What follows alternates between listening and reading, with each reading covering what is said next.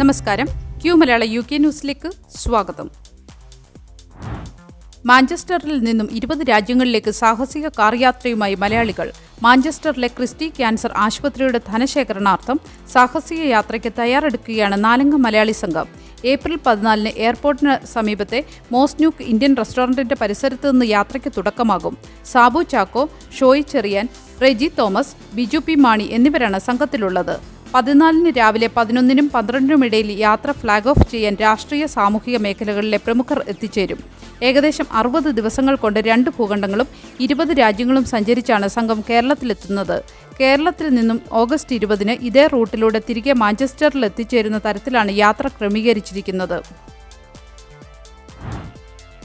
ഗാർഹിക പീഡന പരാതിയിൽ ചെസ്റ്റർഫീൽഡിലെ മലയാളിക്ക് 1 വർഷം ജയിൽ ശിക്ഷ. ചെസ്റ്റർഫീൽഡിൽ കുടുംബമായി താമസിച്ചിരുന്ന സെബി വർഗീസ് എന്ന യുവാവിനാണ് 1 വർഷത്തെ ജയിൽ ശിക്ഷ ഡെർബി ക്രൗൺ കോടതി വിധിച്ചത്. 2024 സെപ്റ്റംബർ 3-ന് ഇയാൾ ഭാര്യയെ ചെരുപ്പുകൊണ്ട് മർദ്ദിച്ചതിനെ തുടർന്നാണ് പോലീസ് ഇയാളെ അറസ്റ്റ് ചെയ്തത്. തുടർന്ന് പോലീസ് നടത്തിയ അന്വേഷണത്തിൽ അതിക്രൂരമായ ഗാർഹിക പീഡനത്തിന്റെ കഥകളാണ് പുറത്തുവന്നത്. ഇറച്ചി വെട്ടുന്ന കത്തി ഉപയോഗിച്ച് ഭീഷണിപ്പെടുത്തുക, അസഭ്യം പറയുക തുടങ്ങിയ ഒട്ടേറെ പരാതികളാണ് സെബിക്കെതിരെ കോടതിയിൽ ഉന്നയിക്കപ്പെട്ടത്. 49-കാരനായ സെബി കോടതിയിൽ കുറ്റങ്ങൾ സമ്മതിച്ചിരുന്നു. ഭയത്തോടുകൂടിയാണ് സെബിയുടെ ഭാര്യ ഇയാളുടെ ഒപ്പം കഴിഞ്ഞതെന്ന് പ്രോസിക്യൂഷൻ വാദം കോടതി ഗൗരവത്തിൽ എടുത്തതാണ് വിധി സൂചിപ്പിക്കുന്നത്. ക്രിമിനൽ കുറ്റങ്ങൾക്ക് 1 വർഷത്തെ ശിക്ഷ നേടുന്നവർ ശിക്ഷാ കാലാവധിക്ക് ശേഷം നാട് കടത്തപ്പെടുമെന്ന നിയമം ഉള്ളതിനാൽ ജയിൽ ശിക്ഷ അനുഭവിച്ചതിന് ശേഷം സെബിക്ക് UK-യിൽ തുടരാൻ സാധിക്കില്ല. ഇതുകൂടാതെ അടുത്ത 10 വർഷത്തേക്ക് ഇയാൾക്ക് ബ്രിട്ടനിൽ പ്രവേശനം ഉണ്ടായിരിക്കില്ല. വീടുകളിൽ ഉച്ചത്തിൽ സംസാരിക്കുകയും വഴക്കു പറയുകയും ചെയ്യുന്ന മലയാളികളുടെ പൊതുവായ രീതികൾ പോലും കടുത്ത ഗാർഹിക കുറ്റകൃത്യങ്ങളായി കണക്കാക്കപ്പെടുന്ന നാടാണ് ബ്രിട്ടൻ. നോട്ടിംഗ്ഹാമിലെ 2 NHS ആശുപത്രികളിലെ 100 കണക്കിന് ഹെൽത്ത് കെയർ അസിസ്റ്റന്റുമാർ പണിമുടക്കുന്നു. നോട്ടിംഗ്ഹാം യൂണിവേഴ്സിറ്റി ഹോസ്പിറ്റൽ NHS ട്രസ്റ്റിലെ ഹെൽത്ത് കെയർ അസിസ്റ്റന്റുമാർ പണിമുടക്കിന് അനുകൂലമായി ബുധനാഴ്ച വോട്ട് ചെയ്തതായി യൂണിയനായ യൂണിസൺ അറിയിച്ചു. 100 കണക്കിന് ആരോഗ്യ പ്രവർത്തകർ ശമ്പളത്തിനുള്ള തുടർച്ചയായ പണിമുടക്ക് പദ്ധതികൾക്ക് പിന്തുണ നൽകി. ആശുപത്രി മാനേജർമാർ ശമ്പളം മെച്ചപ്പെടുത്തിയില്ലെങ്കിൽ സമരം നടത്താൻ ക്വീൻസ് മെഡിക്കൽ സെന്ററിലെയും സിറ്റി ഹോസ്പിറ്റലിലെയും 94% യൂണിയൻ അംഗങ്ങളും പണിമുടക്കിനെ പിന്തുണച്ച് വോട്ട് ചെയ്തു.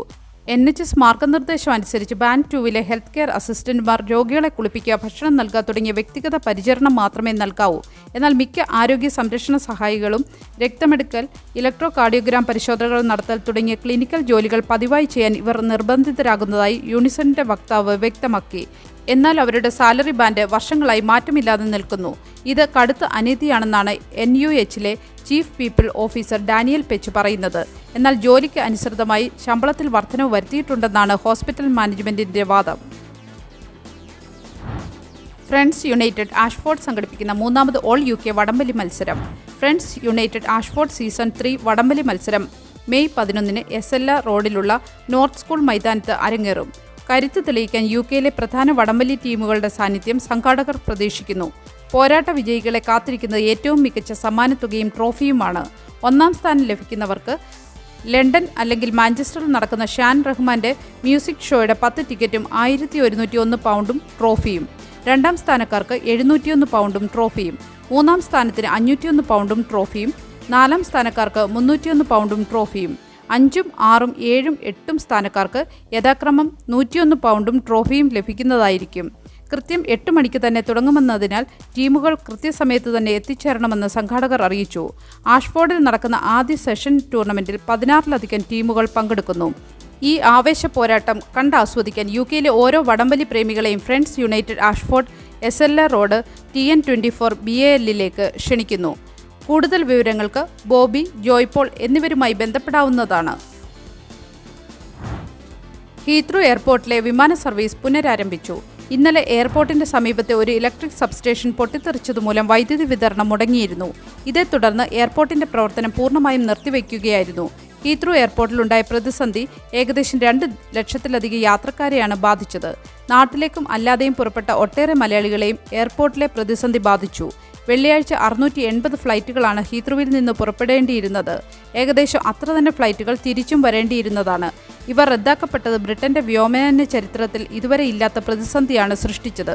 തിരക്ക് ലഘൂകരിക്കുന്നതിനായി രാത്രികാല വിമാനങ്ങളുടെ നിയന്ത്രണങ്ങളും താൽക്കാലികമായി നീക്കിയതായി ഗതാഗത വകുപ്പ് അറിയിച്ചു.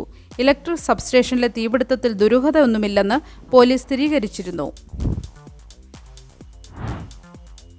UK-യിൽ മന്ത്രിമാരോട് അടിയന്തര നടപടി ആവശ്യപ്പെട്ട ആയിരക്കണക്കിന് കേരളന്മാർ കടക്കണിയിൽ. കെയറേഴ്സ് അലവൻസ് നിയമങ്ങളിലെ ക്ലിഫ് എഡ്ജ് വ്യവസ്ഥകൾ മൂലം 1,44,000 പേർക്ക് കടബാധ്യതയുണ്ട്. കഴിഞ്ഞ വർഷം മാത്രം 9,000 പുതിയ കെയറർമാർ ഈ പ്രതിസന്ധിയിലേക്ക് വീണു. ഡിപ്പാർട്ട്മെന്റ് ഓഫ് വർക്ക് ആൻഡ് പെൻഷൻസിന്റെ കർശന നടപടികൾ കാരണം പലർക്കും ആയിരക്കണക്കിന് പൗണ്ട് തിരിച്ചടയ്ക്കേണ്ടി വന്നു. കെയറർ സംഘടനകൾ കടങ്ങൾ എഴുതിത്തള്ളണമെന്നും സംവിധാനം പരിഷ്കരിക്കണമെന്നും ആവശ്യപ്പെടുന്നു. മാർച്ച് 22 ഈ വാർത്ത UK-യിൽ വലിയ ചർച്ചയായി മാറിയിരിക്കുകയാണ്. പ്രതിവർഷം 10,000 മൈലിൽ താഴെ വാഹനമോടിക്കുന്നവർക്ക് ഹൈവേ കോഡ് നിയമത്തിൽ മാറ്റം വന്നേക്കാം. UK-യിൽ വർഷം 10,000 മൈലിൽ താഴെ വാഹനമോടിക്കുന്ന ഡ്രൈവർമാർക്ക് ഹൈവേ കോഡ് നിയമങ്ങളിൽ മാറ്റം ക്യാമ്പയിനേഴ്സ് ആവശ്യപ്പെടുന്നു. 33% ഡ്രൈവർമാർ സുരക്ഷാ സാങ്കേതിക വിദ്യകൾ ഓഫ് ചെയ്യുന്നതായി IAM road smart 2024 road safety report വെളിപ്പെടുത്തി. കൊളീഷൻ വാർണിംഗ്, ക്രൂയിസ് കൺട്രോൾ തുടങ്ങിയ സംവിധാനങ്ങൾ പലരും ഉപയോഗിക്കുന്നില്ല. 2000 ഡ്രൈവർമാരിൽ നടത്തിയ സർവേയിലാണ് ഇക്കാര്യം വെളിപ്പെടുത്തിയത്. 10,000 മൈലിൽ കൂടുതൽ ഓടിക്കുന്നവർ ഇവ കൂടുതൽ ഉപയോഗിക്കുന്നു. സുരക്ഷ വർദ്ധിപ്പിക്കാൻ ഈ സാങ്കേതിക വിദ്യ ഉപയോഗിക്കണമെന്ന് ക്യാമ്പയിനർമാർ ആവശ്യപ്പെടുന്നു. നിയമമാറ്റം വഴി ഡ്രൈവർമാരെ ബോധവൽക്കരിക്കാനാണ് ശ്രമം. പേഴ്സണൽ ടാക്സ് അലവൻസ് വർദ്ധിപ്പിക്കുമെന്ന് ക്യാമ്പയിനേഴ്സ്. UK-യിൽ വ്യക്തിഗത നികുതി ആനുകൂല്യം 12,570 പൗണ്ടിൽ നിന്ന് 20,000 പൗണ്ടായി ഉയർത്തണമെന്ന ആവശ്യം MP-മാരുടെ സഭയിൽ വിജയം നേടി. 2 ലക്ഷത്തിലധികം പേർ ഒപ്പിട്ട പെറ്റീഷൻ ചർച്ചയ്ക്കെത്തി. ഇത് കുറഞ്ഞ വരുമാനക്കാർക്ക് ആശ്വാസവും പെൻഷൻകാർക്ക് മെച്ചപ്പെട്ട ജീവിതവും നൽകുമെന്ന് അനുകൂലികൾ വാദിക്കുന്നു. എന്നാൽ ട്രഷറി ഇത് നടപ്പാക്കില്ലെന്ന് വ്യക്തമാക്കി. കാരണം ഇത് ബില്യൺ കണക്കിന് പൗണ്ടിന്റെ നഷ്ടമുണ്ടാക്കുമെന്നും ആശുപത്രികൾ, സ്കൂളുകൾ തുടങ്ങിയ സേവനങ്ങളെ ബാധിക്കുമെന്നും പറഞ്ഞു. ചാൻസലർ റേച്ചൽ റീവ്സിനുമേൽ സമ്മർദ്ദം വർദ്ധിക്കുകയാണ്. നല്ലൊരു വീക്കെൻഡ് ആശംസിച്ചുകൊണ്ട് ഈ വാർത്താ ബുള്ളറ്റിൻ പൂർണ്ണമാക്കുന്നു. ചാനൽ ലൈക്കും സബ്സ്ക്രൈബും ചെയ്ത് പ്രോത്സാഹിപ്പിക്കണം.